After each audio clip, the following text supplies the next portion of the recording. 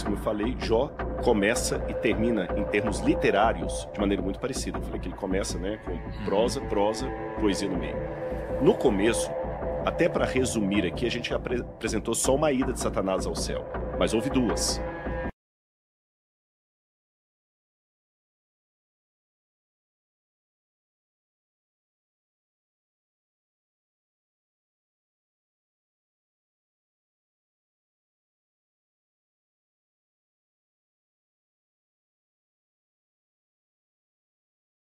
Porque ele vai, já expliquei o contexto jurídico, faz o desafio com Deus, Deus deixa ele tentar Jó, ele volta, Jó continua fiel, ele vai de novo ao céu, e Deus, então, meu servo continua fiel. Não, mas é porque eu ainda precisava fazer aquilo ali. Deus permite que ele volta. No direito da época, havia, não é bem um apelar para a instância superior, não tem a instância, né? Você perdeu na primeira instância, não é bem isso, mas é mais ou menos parecido. Se eu preciso de um tempo para defender o meu ponto, e esse tempo não é o suficiente, eu posso voltar no dia do julgamento para o ancião e pedir para ele, peraí, eu não consegui provar a minha tese por causa disso. Peço mais tempo. Então eu volto para mais tempo para poder me apresentar diante dele. Então é bem jurídico isso. E no final, você vê 3 elementos. Primeiro, o Eliú, que ele ficou calado o tempo todo, mas ele falou na hora certa. Então, já que a gente falou um momento aqui que a importância de ouvir o outro, não julgar com código de valores, mas tem um momento também de falar. Tem um momento de falar. Mas onde esse Eliú tava? Tava numa moita Ele tava com eles. Ele tava com... Só que ele era tão... Talvez o Eliú fosse mais até novo, né? mais novo, talvez até um menino. Eu já vi uma situação, às vezes, na África, lá em Moçambique, de um pessoal conversando, e iam falar conta assim, cala a boca que só tem 4 filhos. Você só tem 4 filhos. Caraca. Porque para eles lá, eu tava calado, como não tem filho nenhum, né? Eu só tava ali vendo a discussão deles aí. Foi lá lá perto do Rio Zambeze lá. E eu lembro que um falou assim, cala a boca que só tem 4 filhos. Numa discussão de igreja, tudo adventista. Porque para eles assim, quanto mais filhos você tem, mais autoridade você tem que falar na vila. Então, é uma questão cultural. Talvez ele fosse jovenzinho, solteiro, um servo dos outros lá, ficou calado. Então, uma reunião de negócios. Você trouxe uma estagiária aqui só para anotar. Ela vai ficar calada, ela só vai anotar. Ela não vai dar palpite nas decisões que vocês vão falar. Ele foi até audacioso. E foi quem usou. Mas ele teve o momento certo de falar. Sim. Então esse é o ponto. Agora o segundo ponto. Jó, Deus aparece para ele 2 vezes no final. E quando você usou a expressão, não foi redemoinho, você usou um tufão. Isso aqui é irônico. O que a mulher de Jó tinha falado lá? Amaldiçoa a Deus e morre. Várias vezes os amigos dele falaram, Jó, aceita que dói menos. Deixa Deus te matar, pelo menos acaba o seu sofrimento. No final, Jó estava quase atendendo ao conselho deles. Ele falou, deixa ele descer aqui. Ele desce aqui que pelo menos ele acaba com isso. Ou ele me mata de uma vez, ou ele demonstra que ele está sendo injusto comigo. Quando Jó falou aquilo, raciocine comigo. Se Deus existe, ele é todo poderoso, vingativo. Olha o que ele fez no Sinai na época de Moisés. Se você desafia a Deus para vir, para acabar com o negócio, como é que você imagina que Deus vai chegar? Chega na ira. Na ira mesmo. Raio na cabeça. Né? Se o Marvel fez o Odin chegar pro Thor daquele jeito lá todo, na hora que ele rebenta com o Thor lá, se na mitologia do Marvel é assim, imagina o Deus Todo-Poderoso. Só que Deus quebra as pernas de Jó. Deus chega numa lambreta. Porque a ideia do tufão, traduzindo por hoje, como se Deus chegasse numa lambreta. Imagina um cara bem gordão. É irônico. No estilo de humor do Oriente Médio, é porque sabe que o humor é igual stand-up americano. Por mais que você saiba bem inglês, você vai traduzir... É igual a piada do Oscar. Você vê o pessoal tentando traduzir a piada ali, não faz... É que o que você está dizendo é que o tufão representa quase como se fosse algo irônico. Irônico. Uma coisa... É muito pequeno perto do que ele pequena, faz. assim. Exatamente. Eu vou tentar traduzir o humor. É como se Deus aparecesse como um cara bem gordão, numa lambreta pequenininha com um capacetezinho desse tamanho. É uma figura engraçada. Figura engraçada, exótica. Não era o que Jó esperava. Para quebrar o padrão. E eu estou de novo fazendo o paralelo. Porque geralmente em filmes e tudo mais, história quando, sei lá, a ira de Deus é o céu ficar preto, aí raio pra caramba. Não é um tufão. Tufão é um negócio do deserto ali, besta, né? Nem uma tormenta, um tornado. É aquele redemoinhozinho que dá no deserto ali, sabe? Do Saci Pererê. Aí Deus aparece como um gordão montado numa lambreta e fala com Jó assim, quem que é aqui que tá me questionando? Quem que é que tá me questionando aqui? Pega uma carona comigo, monta aqui na garupa. Aí Deus faz Jó ver todas as maravilhas do cosmos e começa a fazer pergunta para ele, Jó, onde é que você estava quando eu fiz isso aqui? E aquilo ali, você sabe como é que eu seguro a neve? Isso. Ou seja, esfregou na cara de Jó a ignorância dele. Ele levou Jó para entender tudo, né? Como que os animais comiam, né? Como que o mundo funcionava. Exatamente. É como se fosse assim, como um grande empresário que está querendo treinar o filho dele para a vida, herdeiro, que não sabe o que é lutar para ter tudo ali, e tá se sentindo o gostosão, cara, o pai pega e fala assim, você sabe como é que monta a empresa? Você sabe como é que faz isso aqui? Acho que duas boas analogias, né? Duas boas analogias é o cara que fica no estádio torcendo e fica falando assim, técnica é muito boa. Isso. Esse cara não sabe nada. Copa do Mundo não acontece isso. Porque a galera falou do Tite. Se sou eu lá, bicho, é isso. Olha lá, não levou o Gabigol? Eu falei, né? Inclusive, mano, cara, é impressionante como tem especialista. O cara consegue ver uma visão de, nossa, porque a visão de liderança, né? do Tite, cara, como tinha conteúdo assim, cara, durante a Copa. Não, porque porque o Neymar não bateu um pênalti, aprenda 5 lições de liderança. E a mesma coisa se aplica, a mesma coisa se aplica também com presidentes, cara. Sim. Parece que é muito óbvio liderar um país hoje. Faz isso, aquilo, é tão né? óbvio, né? Se eu estivesse lá, né? Você não está. Pô, cara, tantas mesmo que o cara tiver errado, não sou eu que tenho que... Eu não tenho todo o quadro dele. Então Deus fez isso com o Jó no primeiro momento. Quebrou as pernas de Jó. Eu falo, meu filho, fica no seu aí, você não sabe como é que monta uma empresa, você não sabe como é que treina um futebol, você não sabe o que acontece, você não sabe como é que sobe um morro para pegar traficante. É muito fácil daqui você ficar descendo o pau da polícia, você não sabe o que é ganhar tiro na cabeça, você não sabe o que é... Fica na sua. Quando Deus volta desse passeio, o Jó virou pó da bactéria, né? E aí, Jó? Tá esclarecido? Sim, senhor. Tipo, você colocou... Tem alguma dúvida? Não. Então tá bom. Eu não vou falar mais nada. Monta de novo aí. Pra quê? Já não tinha arrasado com o cara? Já não tinha botado o cara abaixo de zero? Monta de novo aí. Precisa não, senhor. Eu já entendi. Eu falei de besteira. Eu falei que não sabia. Eu fui ignorante. Monta aí.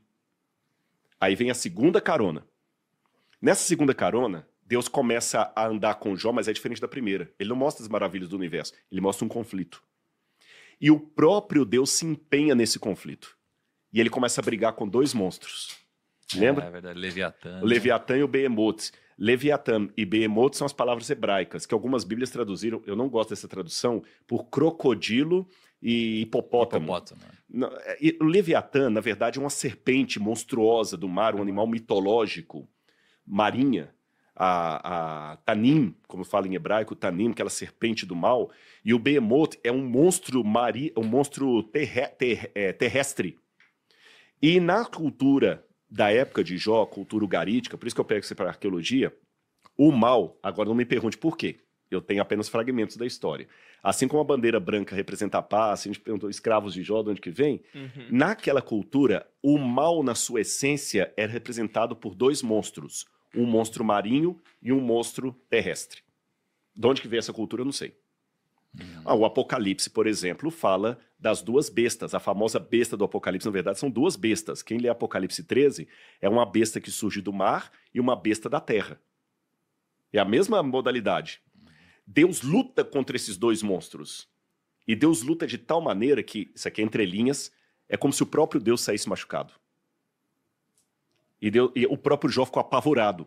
Na primeira carona, ele ficou maravilhado e consciente da sua ignorância. Na segunda, ele ficou com trauma do que ele viu. É como se Deus falasse assim, tá vendo, Jó? Existe um conflito cósmico entre o bem e o mal que você não entende. Eu estou lutando com forças que você nem imagina. Se eu tirar a cortina do mundo, você vai ver atrás de Hitler, atrás de tantas tragédias, uma luta do bem contra o mal que você não tem ideia. Você não está sabendo todo o cenário, você só está assistindo o jogo da arquibancada. Tem muito mais coisa, Jó. E outra, agora eu vou dar o complemento de Jó. Eu vou sair machucado. Por quê? Primeira lição. Se Deus lutasse contra o mal como Deus, não haveria luta. Haveria massacre. Porque Deus é todo poderoso, mas o diabo não é todo poderoso. O próprio fato de haver um conflito entre o bem e o mal significa que Deus não está lutando com todos os poderes de Deus. Se ele estivesse lutando com todos os poderes de Deus, não haveria um conflito entre o bem e o mal. Havia um massacre contra o mal. Concordam comigo? Sim. Uhum. O próprio fato de Deus estar lutando contra o mal significa que ele reduziu para que a luta fosse justa e não desigual. Segundo, Deus não luta contra o mal necessariamente com a força, mas com o seu caráter. Terceiro, eu falei aqui que o único que vai sair por toda a eternidade sequelado pelo mal é Deus. Lembra que eu falei que quando Adão e Eva comeram o fruto proibido, o mundo caiu numa situação que merecíamos a morte eterna? Somente alguém, como Deus, poderia pagar essa morte por nós. E quem fez isso? Cristo na cruz do Calvário. O Verbo se fez carne e habitou no meio de nós, nasceu de Maria, virgem, depois foi morto na cruz do Calvário. E a Bíblia fala que quando Cristo volta para o céu, ele volta no mesmo corpo que ele tinha na terra. Glorificado é verdade, porém o mesmo corpo. Tanto é que depois de ressuscitado, o Tomé vê as marcas das feridas ainda.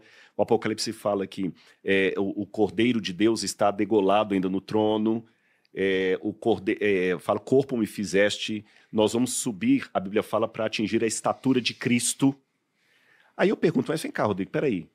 Se Deus é um imortal, como pode um Deus imortal sinceramente morrer? Para que não foi apenas um teatro.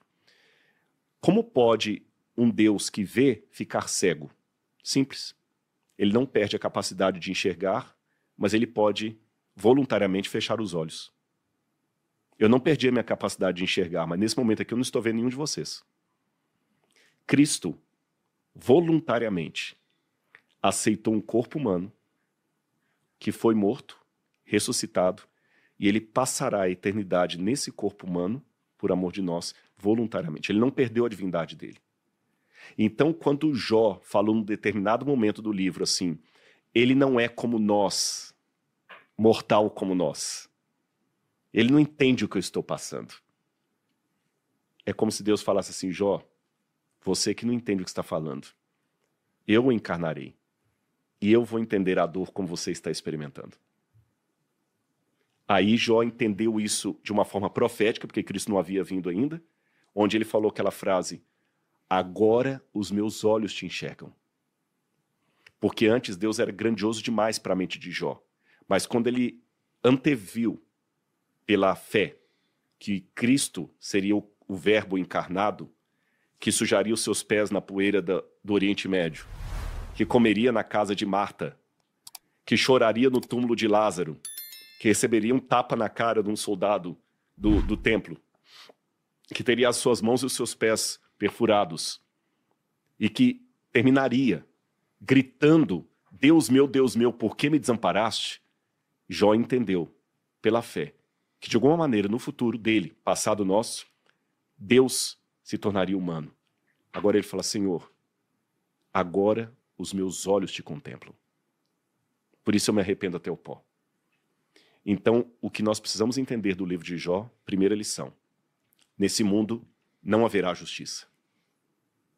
Mas a boa notícia é que essa condição de não justiça do mundo não será eterna.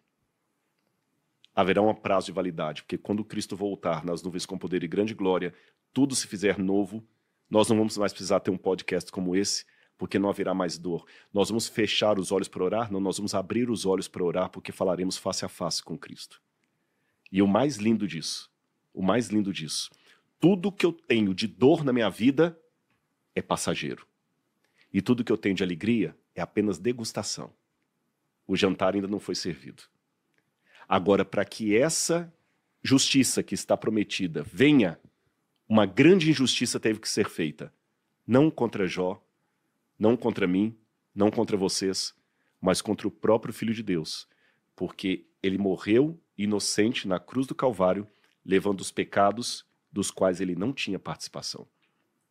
Essa é a lição do livro de Jó. E eu termino dizendo que, curiosamente, uma das possíveis, não digo com certeza absoluta, que é um mistério, o nome Jó, Yob, mas uma das possíveis traduções do nome Jó é onde está o meu pai? Vem do ugarítico. Yob, onde está o meu pai? E uma das últimas coisas que Cristo falou na cruz do Calvário é Elahi, Elahi, lama sabachthani. Deus meu, por que me desamparaste?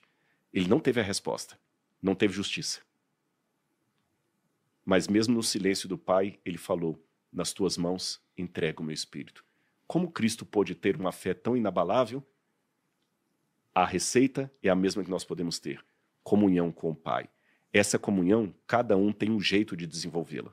Alguns oram 3 vezes por dia, outros oram 2, alguns jejuam 1 vez por semana, outros jejuam menos, outros não jejuam, contato com a palavra, amor ao semelhante, amar a Deus sobre todas as coisas, ao próximo como a mim mesmo, e nessa hora, eu garanto para vocês, vai vir uma força tão grande, que é a força que trouxe o Tiago até aqui, que trouxe vocês, eu não sei como é que está a caminhada de fé de vocês, que trouxe a milhares de pessoas que estão ouvindo esse podcast, que trouxe a mim da minha depressão para falar isso para vocês. De tal maneira, é tão maravilhoso isso, que vocês podem me perguntar 10 vezes, como é o processo? Eu vou falar, não sei. É como descrever um prato gostoso que você acabou de comer. Vamos supor que você foi agora lá para a França, experimentou num restaurante Michelin, um prato maravilhoso que você nunca sentiu um sabor daquele. E você chega aqui agora e vai tentar explicar no ar o gosto da comida que você experimentou naquele restaurante Michelin. Você pode usar toda a didática que você quiser, toda a comparação, não tem jeito de explicar o gosto, a textura, a experiência. Mas você pode fazer uma coisa, convidar a quem puder passar naquele restaurante e experimentar aquele prato. Com uma única diferença na minha analogia. O Michelin de Deus é gratuito. Todo mundo pode participar dele. Caraca. Vamos bater palma, então? Muito bom.